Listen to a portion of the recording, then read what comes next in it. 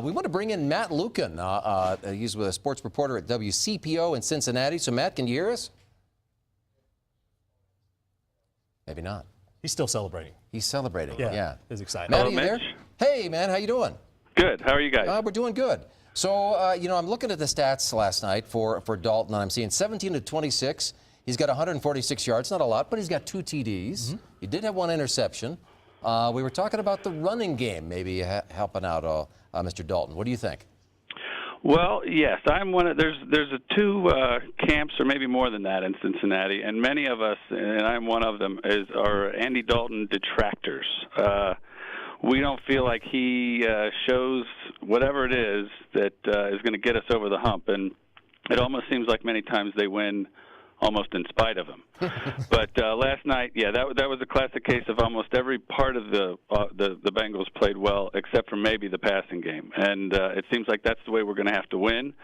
But so far, so good, and we'll take it. But we need what we're searching for here in Cincinnati is a poised, composed quarterback that can look like they can take you down the field at the end of the game and win the game. And so far, we haven't seen that. But we're going to ride it out as long as we can. We just hope they can get it into the playoffs and win a game. Definitely. Well, Matt, one thing that you're not looking for is a running game. I mean, Jeremy Hill had a huge game last night. Talk about just his importance on the team. You had Giovanni Bernard, who went down earlier in the season with the injury, and then this rookie just came out of nowhere and is doing very well. What's his importance to the team?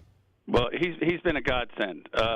Like you say, we were expecting Gio after last year to come in and be a major part of the offense, and when he went down, Jeremy stepped in, and he's shown to be possibly even better. He's the typical workhorse kind of back.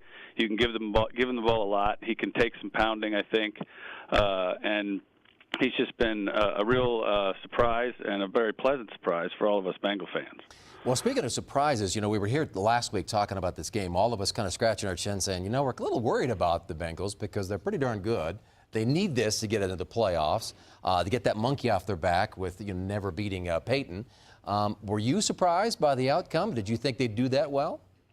Well, I've grown up in Cincinnati, and I've been going to games since I was a little kid, and I've been a season ticket holder for many years.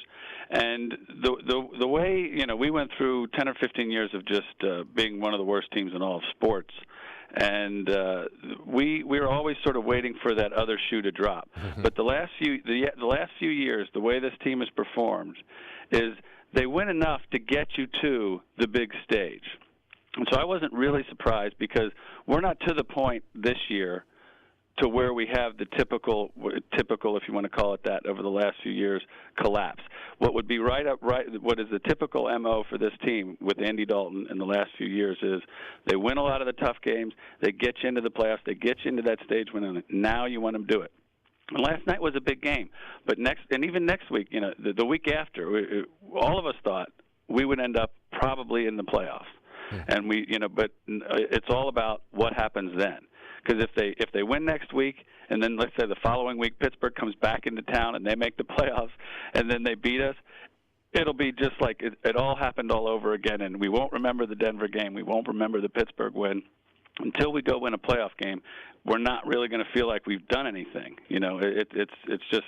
That's the frustration. In Cincinnati, we've had that for years, and the Reds have been doing the same thing. The Reds have gone to the playoffs the last 3 out of the last 4 years or something like that, and they can't win a series.